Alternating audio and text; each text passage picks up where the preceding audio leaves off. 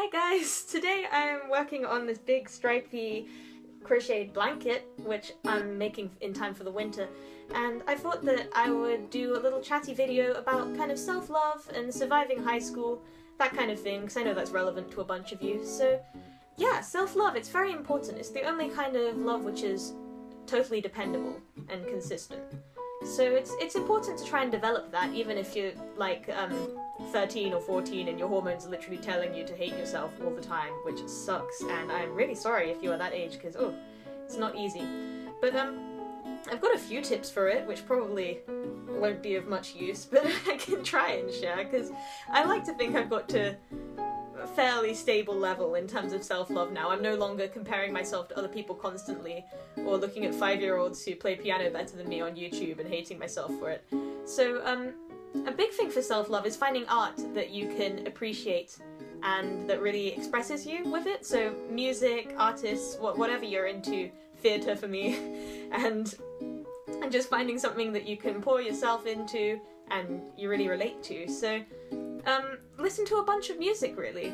When I was in high school, I didn't listen to a great deal of music artists. I was obsessed with like 1 or 2 bands, but I didn't branch out a great deal. So a good way to find new music is either on like the Spotify Develop thing. Develop?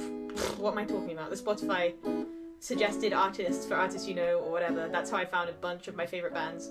Or Tiny Desk. If you just put into YouTube Tiny Desk, there's so many good bands which I found through that as well. And if you find the one artist that listening to their song just makes you feel super happy and up for everything, then that's really worth it, because it can really help you on the way to loving yourself more. If you get inspired by others and they hype you up, I don't know how to describe it in words, but art is good. Always do art. And having hobbies that you do not to be competitive or to achieve things, but just because you love them.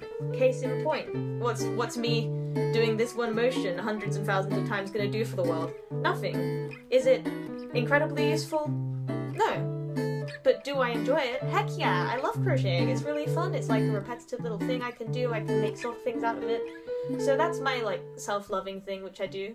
Bit of crocheting and listening to albums or watching movies or whatever. So if you find your thing like that, just something you do for yourself, it can be doing music or learning to cook or sew or draw, just that, then that will help keep you sane during high school as well, because there is a lot trying to keep you not sane during high school. You need one thing to cling to, which for me was pouring myself into various fandoms. Yeah, various obsessive interests was what kept me going, which probably wasn't the healthiest thing, because it kept me nice and distracted from studying. And distracting yourself from studying, that leads me on to the next thing, which is crushes.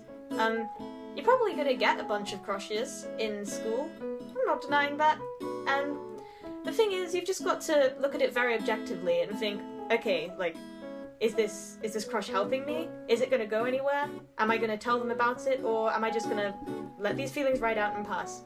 Because usually it's a case of, this isn't practical, this isn't going anywhere, I should probably just either tell them and then that will get closure and let it die, or just let the feeling pass. So yeah, even though it's weird, because especially with me, crushes in high school seemed like the biggest thing ever, and I was like, oh gosh, I can't stop thinking about this person, this is terrible.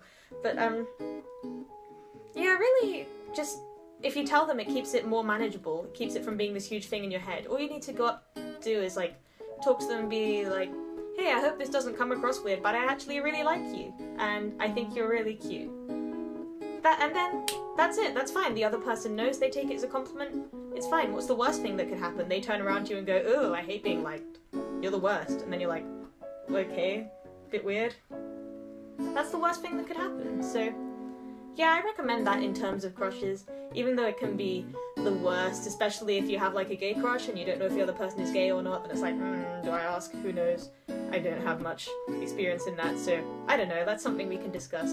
Oh, another thing I wanted to discuss in the comments actually is, I love reading about different countries' education systems and how they vary. So like, if you comment like which country you're from and how your education system is, I know that's incredibly broad, but like, what's the main things that stress you out about school? What's your lunch like? Stuff like that. I just really like researching that kind of thing, you know? In the UK, high school, the main stresses were, well, obviously exams. Yeah, I don't think there's as much of an emphasis on sports as there is in America. You guys are very much like, let's go to the ball game, homecoming. That's my impression of an American teen. Whereas English teen impression is more like, I have A-levels and depression. But yeah, and well, what else is there to self-love, really? Not a whole lot, just confidence. Don't get too obsessed with anything or anyone. Like, make sure that you keep your feet on the ground and don't feel like you owe anybody anything. Independence is quite important to self-love, feeling like you could sit alone at lunch and you wouldn't have a breakdown about it, or you could just spend a day alone and not have to hate yourself or go out of your mind for it.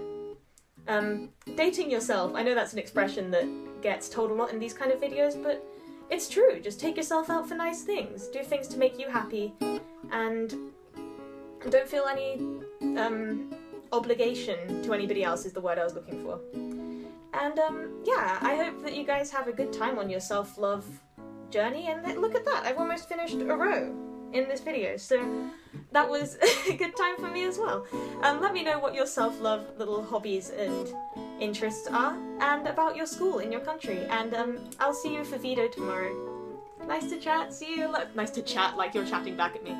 Anyway, see you tomorrow, bye.